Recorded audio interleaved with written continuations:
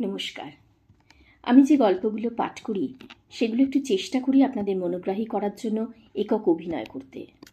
যদি আপনাদের ভালো লাগে আমাকে কমেন্ট করে জানাবেন। আপনাদের মূল্যবান মতামত আমার কাজে লাগবে। শুরু করছি রবীন্দ্রনাথ ঠাকুরের দান প্রতিদান। বড়গিন্নি যে কথাগুলা বলিয়া গেলেন তাহার ধার যেমন তাহার বিষও তেমনি। যে হতভাগিনীর উপর প্রয়োগ করিয়া গেলেন তাহার চিত্তপুত্তলি একেবারে জ্বলিয়া জ্বলিয়া লুটিতে লাগিল। বিশেষত কথাগুলা তাহার স্বামীর উপর লক্ষ্য করিয়া বলা, এবং স্বামী রাধা মুকুন্দ তখন রাত্রের আহার সমাপন করিয়া অনতিদূরে বসিয়া তাম্বুলের সহিত তাম্রকূট ধূম সংযোগ করিয়া খাদ্য পরিপাকে পবিত্র ছিলেন। কথাগুলো শ্রুতিপথে প্রবেশ করিয়া তাহার পরিপাকের যে বিশেষ ব্যাঘাত করিল এমন বোধ হইল না। অবিচলিত গাম্ভীর্যের সহিত তাম্রকূট নিঃশেষ করিয়া অভ্যাস মতো যথাকালে শয়ন করিতে গেলেন।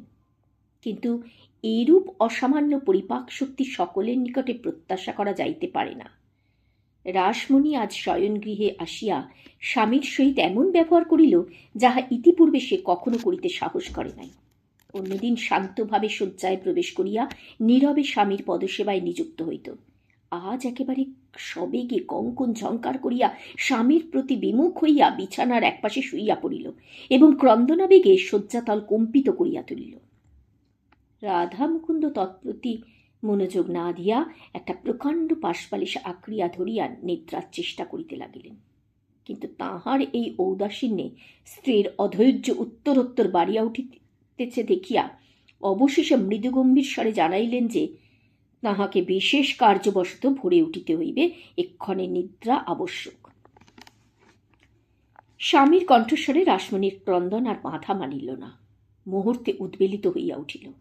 রাধা মুকুন্দ জিজ্ঞাসা করিলেন, কি হইয়াছে? রাসমণি উচ্ছ্বসিত স্বরে কহিলেন, শোনো নাই কি? শুনিয়াছি, কিন্তু বউ ঠাকুরুন তো একটা কথাও মিথ্যা বলেন নাই। আমি কি দাদার অন্যেই প্রতিপালিত নহি? তোমার এই কাপড় চোপড় গহনাপত্র এ সমস্ত আমি কি আমার বাপের করি হইতে আনিয়া দিয়াছি? যে খাইতে পড়িতে দেয় সে দুটো কথা বলে তাহা খাওয়া পড়ার সামিল করিয়া লইতে হয়। এমন খাওয়া পড়ায় কাজ কি? বাঁচিতে তো হইবে, মরণ হইলেই ভালো হয়। যতক্ষণ না হয় ততক্ষণ একটু ঘুমাইবার চেষ্টা করো, আরাম বোধ করিবে বলিয়া রাধা মুকুন্দ উপদেশ ও দৃষ্টান্তের সামঞ্জস্য সাধনে পবিত্র হইলেন। রাধা মুকুন্দ ও শশীভূষণ সহোদর ভাই নয়, নিতান্ত নিকট সম্পর্কও নয়, প্রায় গ্রাম সম্পর্ক বলিলেই হয়, কিন্তু প্রীতিবন্ধন সহোদর ভাইয়ের চেয়ে কিছু কম নহে। বড়গিন্নি ব্রজসুন্দরীর সেটা কিছু অসহ্য বোধ হইত। বিশেষত শশীভূষণ দেওয়া থোয়া সম্বন্ধে ছোট বউয়ের অপেক্ষা নিজ স্ত্রীর প্রতি অধিক পক্ষপাত করিতেন না, বরঞ্চ যে জিনিসটা নিতান্ত একজোড়া না মিলিত সেটা গৃহিণীকে বঞ্চিত করিয়া ছোট বউকেই দিতেন। তাহা ছাড়া অনেক সময় তিনি স্ত্রীর অনুরোধ অপেক্ষা রাধা মুকুন্দের পরামর্শের প্রতি বেশি নির্ভর করিতেন, তাহার পরিচয় পাওয়া যায়।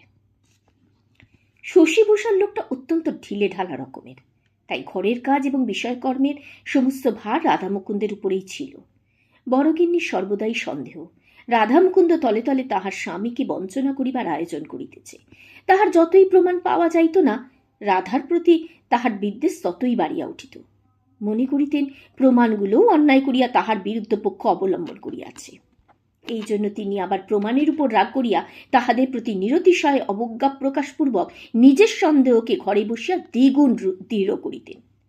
তাহার এই বহু যত্ন পোষিত মানসিক আগুন আগ্নেয়গিরির অগ্নুৎপাতের ন্যায় ভূমিকম্প সহকারে প্রায় মাঝে মাঝে উষ্ণ ভাষায় উচ্ছ্বসিত হইত।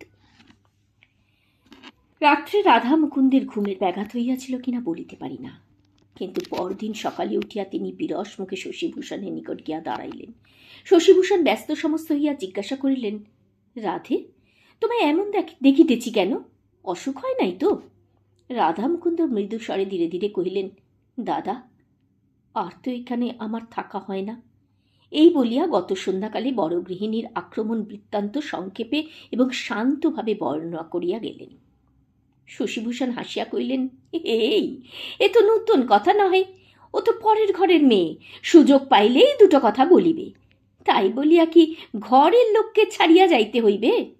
কথা আমাকেও তো মাঝে মাঝে শুনিতে হয়, তাই বলিয়া তো সংসার ত্যাগ করিতে পারি না। রাধা কহিলেন, মেয়ে মানুষের কথা কি আর সহিতে পারি না, তবে পুরুষ হইয়া জন্মিলাম কি করিতে? কেবল ভয় হয় তোমার সংসারে পাছে অশান্তি ঘটে। শশীভূষণ কহিলেন, তুমি গেলে আমার কিসের শান্তি? আর অধিক কথা হইল না। রাধা মুকুন্দ দীর্ঘ নিঃশ্বাস ফেলিয়া চলিয়া গেলেন। তাহার হৃদয় ভার সমান রহিল। এদিকে বড় গৃহিণীর আক্রোশ ক্রমশ বাড়িয়াই উঠিতেছে। সহস্র উপলক্ষে যখন তখন তিনি রাধাকে খোঁটা দিতে পারিলে ছাড়েন না। মুহুর্মুহ বাক্যর বানে রাসমণির অন্তরাত্মাকে এক প্রকার সরসজ্জাশায়ী করিয়া তুলিলেন। রাধা যদিও চুপচাপ করিয়া তামাক টানেন এবং স্ত্রীকে ক্রন্দনমুখী দেখিয়া বা মাত্র চোখ বুজিয়া নাক ডাকাইতে আরম্ভ করেন, তবু ভাবে বোধহয় তাহারও অসহ্য হইয়া আসিয়াছে। কিন্তু শশীভূষণের সহিত তাহার সম্পর্ক তো আজিকার নহে। দুই ভাই যখন প্রাতঃকালে পান্তা ভাত খাইয়া পাত্তারি কক্ষে একসঙ্গে পাঠশালায় যাইত, উভয়ে যখন একসঙ্গে পরামর্শ করিয়া গুরু মহাশয়কে ফাঁকি দিয়া পাঠশালা হইতে পালাইয়া রাখাল ছেলেদের সঙ্গে মিশিয়া নানাবিধ খেলা ফাঁদিত, এক বিছানায় শুইয়া স্তিমিত আলোকে মাসির নিকট গল্প শুনিত, ঘরের লোককে লুকাইয়া রাত্রে দূর পল্লীতে যাত্রা শুনিতে যাইত এবং প্রাতঃকালে ধরা পড়িয়া অপরাধ এবং শাস্তি উভয় সমান ভাগ করিয়া লইত, তখন কোথায় ছিল ব্রজসুন্দরী, কোথায় ছিল রাসমণি? জীবনের এতগুলো দিনকে কি একদিনে বিচ্ছিন্ন করিয়া চলিয়া যাওয়া চায়? কিন্তু এই বন্ধন যে স্বার্থপরতার বন্ধন, এই প্রগাঢ় প্রীতি যে পরান্ন প্রত্যাশার সুচতুর ছদ্মবেশ, এরূপ সন্দেহ, এরূপ আভাস মাত্র তাহার নিকট বিষ তুল্য বোধ হইত। অতএব আর কিছুদিন এরূপ চলিলে কি হইত বলা যায় না। কিন্তু এমন সময়ে একটা গুরুতর ঘটনা ঘটিল। যে সময়ের কথা বলিতেছি তখন নির্দিষ্ট দিনে সূর্যাস্তের মধ্যে গভর্নমেন্টের খাজনা শোধ না করিলে জমিদারি সম্পত্তি নিলাম হইয়া যাইত। একদিন খবর আসিল শশীভূষণের একমাত্র জমিদারি পরগনা এনাথ শাহী লাটের খাজনার দায়ে নিলাম হইয়া গিয়াছে। রাধা মুকুন্দ তাহার স্বাভাবিক মৃদু প্রশান্তভাবে কহিলেন, আমারই দোষ। শশীভূষণ কহিলেন, তোমার কিসের দোষ? তুমি তো খাজনা চালান দিয়াছিলে, পথে যদি ডাকাত পড়িয়া লুটিয়া লয়, তুমি তাহার কি করিতে পারো? দোষ কাহার এক্ষণে তাহা স্থির করিতে বসিয়া কোনো ফল নাই। এখন সংসার চালাইতে হইবে। শশীভূষণ হঠাৎ যে কোনো কাজকর্মে হাত দিবেন সেরূপ তাহার স্বভাব ও শিক্ষা নহে। তিনি যেন ঘাটের বাঁধা সোপান হইতে পিছলাইয়া এক মুহূর্তে ডুব জলে গিয়া পড়িলেন। প্রথমেই তিনি স্ত্রীর গহনা বন্ধক দিতে উদ্যত হইলেন।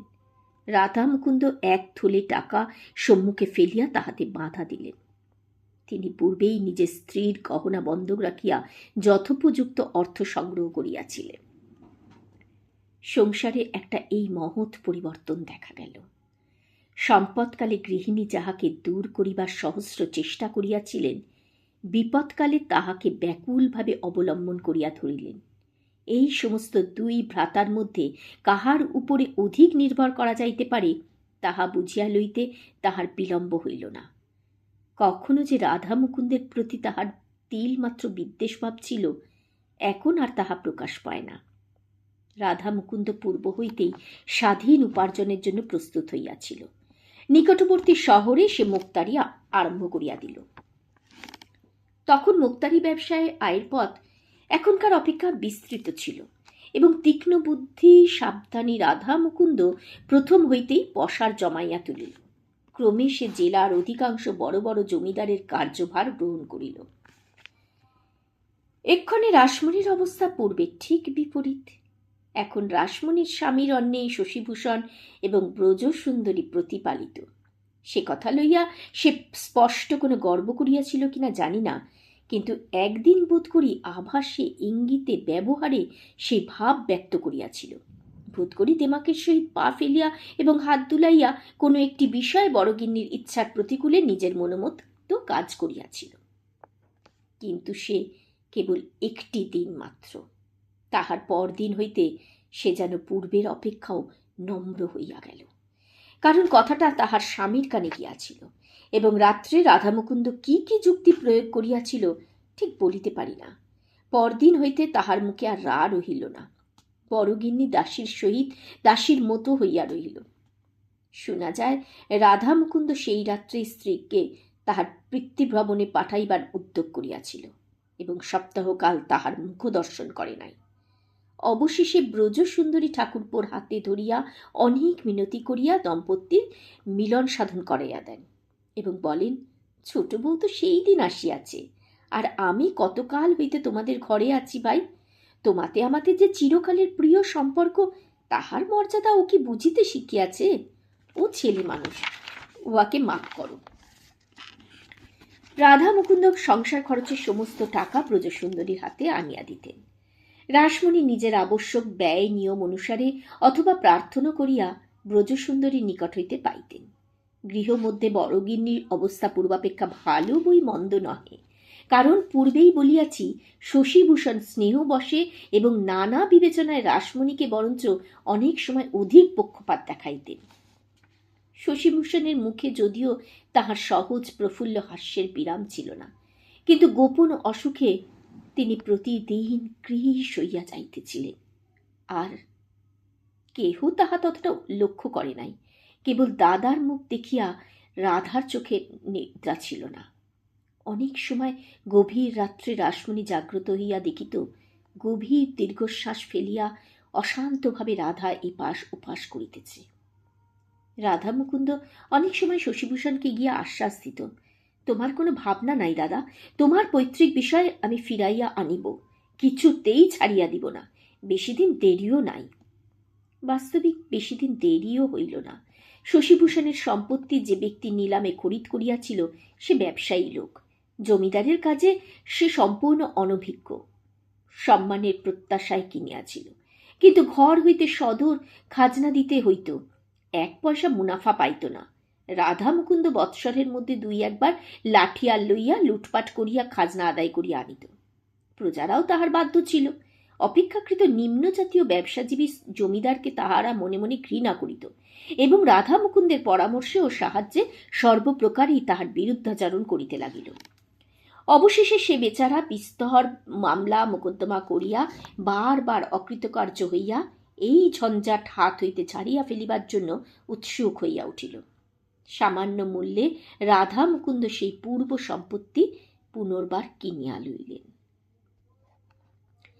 লেখায় যত অল্পদিন মনে হইল, আসলে ততটা নয়।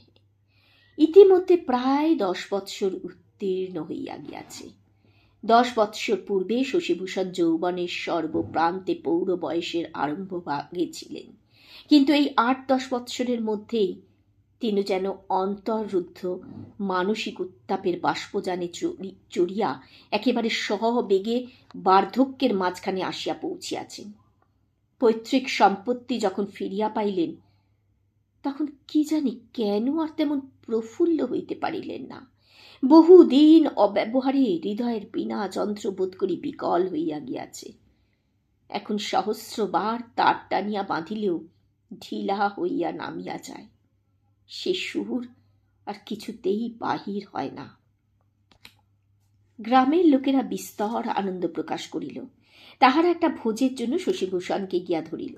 শশীভূষণ রাধা মুকুন্দকে জিজ্ঞাসা করিলেন, কি বলো ভাই? রাধা মুকুন্দ বলিলেন, অবশ্য শুভ দিনে আনন্দ করিতে হইবে বই কি। গ্রামে এমন ভোজ বহুকাল হয় নাই। গ্রামে ছোট বড় সকলে খাইয়া গেল। ব্রাহ্মণেরা দক্ষিণা এবং দুঃখী কাঙালগণ পয়সা ও কাপড় পাইয়া আশীর্বাদ করিয়া চলিয়া গেল। শীতের আরম্ভে গ্রামে তখন সময়টা খারাপ ছিল। তাহার উপরে শশীভূষণ পরিবেশনাদি বিবিধ কার্যে 3-4 দিন বিস্তর পরিশ্রম এবং অনিয়ম করিয়াছিলেন।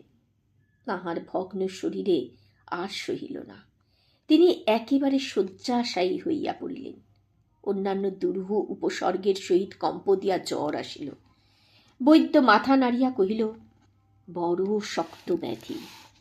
রাত্রি 2-3 প্রহরের সময় রোগীর ঘর হইতে সকলকে বাহির করিয়া দিয়া রাধা মুকুন্দ কহিলেন, দাদা, তোমার অবর্তমানে বিষয়ের অংশ কাহাকে কিরূপ দিব সেই উপদেশ দিয়া যাও।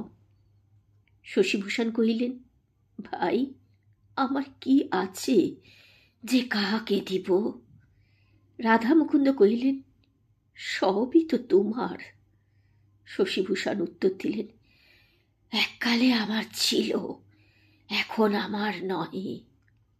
রাধা মুকুন্দ অনেকক্ষণ চুপ করিয়া বসিয়া রহিল। বসিয়া বসিয়া শয্যার এক অংশের চাদর 2 হাত দিয়া বারবার সমান করিয়া দিতে লাগিল। শশীভূষণের শ্বাসক্রিয়া কষ্টসাধ্য হইয়া উঠিল।